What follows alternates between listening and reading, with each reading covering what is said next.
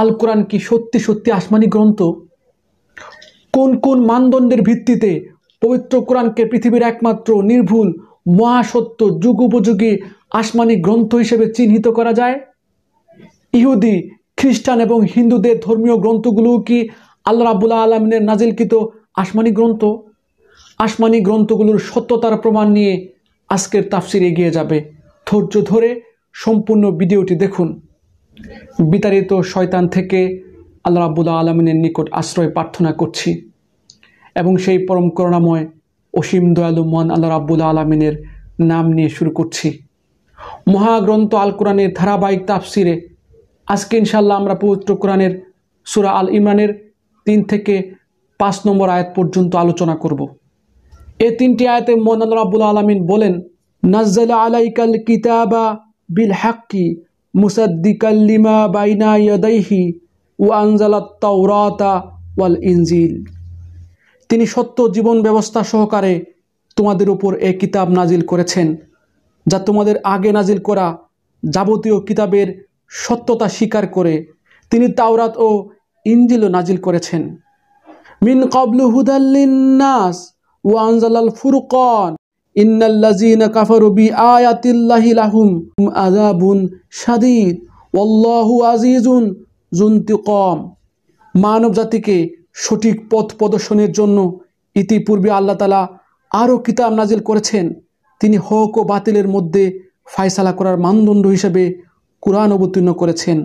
তা সত্ত্বেও যারা আল্লাহ তাআলার নিদর্শন সমূহকে অস্বীকার করবে তাদের জন্য রয়েছে কঠোর শাস্তি। আল্লাহ তাআলা অসীম ক্ষমতার মালিক, তিনি চরম প্রতিশোধ গ্রহণকারীও বটে। ইন্নাল্লাহা লা ইউখফা আলাইহি শাইউন ফিল আরদ ওয়ালা ফিস সামাই। আল্লাহ তাআলার কাছে আকাশ মালা ও ভূখণ্ডের কোনো তত্ত্বই গোপন নেই। আলহামদুলিল্লাহ, চমৎকার 3টি আয়াত। এই 3টি আয়াত আল্লাহ রাব্বুল আলামিন পবিত্র কোরআনকে সত্য, নির্ভুল, যুগ উপযোগী আসমানি গ্রন্থ হিসেবে ঘোষণা করেছেন। পাশাপাশি স্রষ্টার পক্ষ থেকে কোরআনের পূর্বে নাজিলকৃত ধর্মীয় গ্রন্থগুলো যে আল্লাহর পক্ষ থেকে এসেছিল তাও তিনি আমাদের আলোচ্য আয়াতগুলোতে স্বীকৃতি দিয়েছেন। এই হিসেবে এখানে 2টি প্রশ্ন উত্থাপিত হয়। 1, কিসের ভিত্তিতে আল কোরআন মহাসত্য আসমানি গ্রন্থ?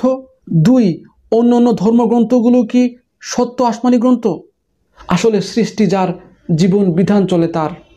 আল্লাহ রাব্বুল আলামিন মানুষকে সৃষ্টি করে যুগে যুগে তাদেরকে সঠিক পথে পরিচালিত করার জন্য জীবন বিধান স্বরূপ আসমানি গ্রন্থ দান করেন। পাশাপাশি এই গ্রন্থকে শিক্ষা এবং বাস্তবায়িত করার জন্য শিক্ষক হিসেবে নবী রাসূলদের প্রেরণ করেন। নবী রাসূলদের মৃত্যুর পর শয়তান সাধারণ মানুষকে প্ররোচনা দিয়ে ওই আসমানি গ্রন্থগুলোকে অতি বিশ্লেষণ করে ঘষা মাজা করে বিকৃত করে ফেলে, যার ফলে পূর্বে ধর্মীয় গ্রন্থগুলো বিকৃত হয়ে যায় এবং এই পুরনো ধর্মগ্রন্থগুলো অনুসরণের অনুপযোগী হয়ে যায়। এই সমস্যার সমাধানের জন্য অবশেষে আল্লাহ রাব্বুল আলামিন মানব জাতিকে সর্বশেষ আসমানি গ্রন্থ আল কোরআন দান করেন। আল কোরআনকে কেউ পরিবর্তন করতে পারবে না, বিকৃত করতে পারবে না। সেজন্য আল্লাহ রাব্বুল আলামিন এর সংরক্ষণের দায়িত্ব নিজে নিয়ে নিয়েছেন। পাশাপাশি এই গ্রন্থের সত্যতা এবং গ্রহণযোগ্যতার ব্যাপারে আল্লাহ রাব্বুল আলামিন সমস্ত মানব জাতিকে চ্যালেঞ্জ ছুড়ে দিয়েছেন এই বলে যে, যদি এই গ্রন্থের সত্যতার ব্যাপারে, এই গ্রন্থে বর্ণিত জীবন বিধানগুলোর ব্যাপারে কারো কোনো সন্দেহ থাকে, তবে তোমরা এর মতো সামঞ্জস্যপূর্ণ বা এর চেয়ে ভালো কল্যাণজনক জীবন ব্যবস্থা তৈরি করার ব্যর্থ চেষ্টা করতে পারো, যদিও তোমরা এই চেষ্টায় কখনো সফল হবে না। পবিত্র কোরআনের এই চ্যালেঞ্জটা পরিষ্কার করতে আমি আপনাদের কিছু দৃষ্টান্ত দিচ্ছি। আপনারা জানেন কোরআনের প্রতিটি আয়াত এক একটা আইন, এক একটা জীবন বিধান, এক একটা সংবিধানের ধারা। এখানে 500-র অধিক বিজ্ঞানের মতবাদ রয়েছে, থিওরি রয়েছে এবং 1000-এর অধিক আইন কানুন দণ্ডবিধি রয়েছে। আল্লাহ রাব্বুল আলামিন পবিত্র কোরআনে সমস্ত মানবজাতিকে চ্যালেঞ্জ ছুড়ে দিয়েছেন। এই যে আল্লাহ রাব্বুল আলামিন বিধানগুলো দিয়েছেন, বৈজ্ঞানিক মতবাদগুলো দিয়েছেন, আইন কানুনগুলো দিয়েছেন, এগুলো সত্যতার ব্যাপারে যে কোনো মানুষ টেস্ট করতে পারে, ভুল, যৌক্তিক নাকি অযৌক্তিক তা পরীক্ষা করার চেষ্টা করতে পারে। তবে এই চেষ্টা কখনো সফল হবে না বলে আল্লাহ রাব্বুল আলামিন পবিত্র কোরআনে পরিষ্কার জানিয়ে দিয়েছেন। যেমন দেখুন, বৈজ্ঞানিকভাবে প্রমাণিত সত্য, মহাবিশ্বের সকল গ্রহ উপগ্রহগুলো শূন্যে আপন আপন কক্ষপথে ঘুরে বেড়াচ্ছে। এর প্রমাণ আছে পবিত্র কোরআনের সূরা ইয়াসিনের 40 নম্বর আয়াতে এবং সূরা আম্বিয়ার 33 নম্বর আয়াতে। বৈজ্ঞানিকভাবে প্রমাণিত মহাসত্য মহাবিশ্ব প্রতিনিয়ত সম্প্রসারিত হচ্ছে, তার প্রমাণ আছে সূরা জারিয়াতের 47 নম্বর আয়াতে। বৈজ্ঞানিকভাবে প্রমাণিত সত্য পৃথিবীর ভারসাম্যের জন্য পাহাড়গুলো পেরেকের মতো গেঁথে আছে, তার প্রমাণ রয়েছে সূরা নাবার 6 থেকে 7 নম্বর আয়াতে। বৈজ্ঞানিকভাবে প্রমাণিত সত্য প্রত্যেক প্রাণী পানি দ্বারা সৃষ্টি, তার প্রমাণ রয়েছে সূরা নূরের 45 নম্বর আয়াতে। বৈজ্ঞানিকভাবে প্রমাণিত সত্য পৃথিবী গোলাকার, তার প্রমাণ রয়েছে সূরা নাজিয়াতের 30 নম্বর আয়াতে। বৈজ্ঞানিকভাবে প্রমাণিত সত্য যা বিগ ব্যাং থিওরি নামে পরিচিত, সেখানে বলা হয়েছে এই মহাবিশ্ব জমাটবদ্ধ ছিল, অতঃপর মহাবিস্ফোরণের ফলে এই মহাবিশ্ব বর্তমান রূপ লাভ করেছে, তার প্রমাণ রয়েছে সূরা আম্বিয়ার 30 নম্বর আয়াতে। বৈজ্ঞানিকভাবে প্রমাণিত সত্য প্রতিটি প্রাণ সত্তার মধ্যে রয়েছে বিপরীতধর্মী দুটি শক্তির জোর, যার একটি পজিটিভ বা প্রোটন এবং অপরটি হচ্ছে নেগেটিভ বা ইলেকট্রন। এর প্রমাণ রয়েছে সূরা ইয়াসিনের 36 নম্বর আয়াতে। এমন শত শত বৈজ্ঞানিকভাবে প্রমাণিত মহাসত্য রয়েছে পবিত্র কোরআনে। তাছাড়া আরও দেখুন, আল্লাহ রাব্বুল আলামিন পবিত্র কোরআনের সূরা তওবার 60 নম্বর আয়াতে বলেছেন, তোমরা তোমাদের সম্পত্তি গরিব অসহায়দের দিয়ে তাদের অভাব পূর্ণ করো।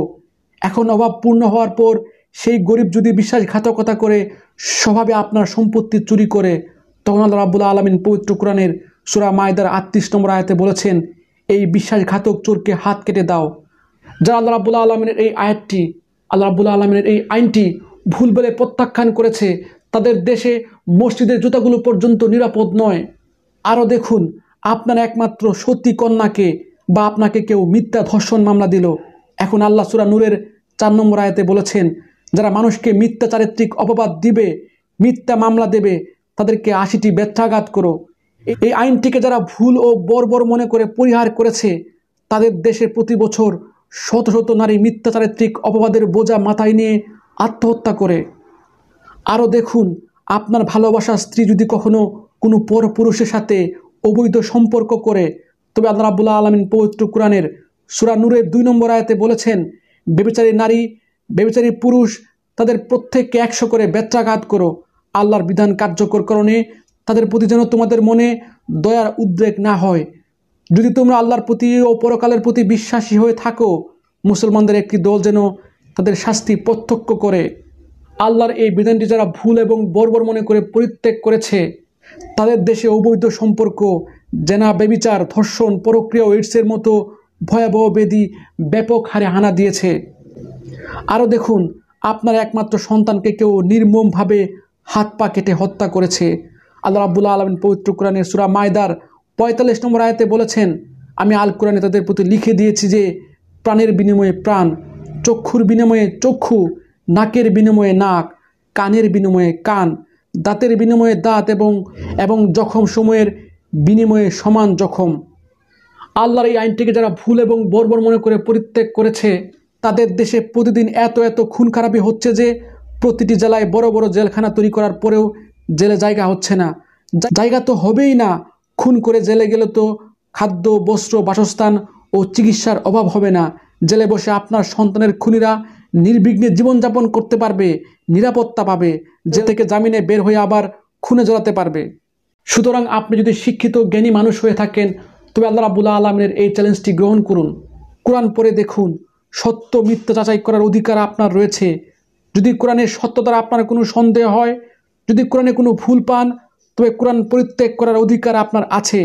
তবে কোরআন পরিত্যাগের পূর্বে আপনাকে একবার খোলা মন নিয়ে এই কোরআনকে পড়ে দেখতে হবে।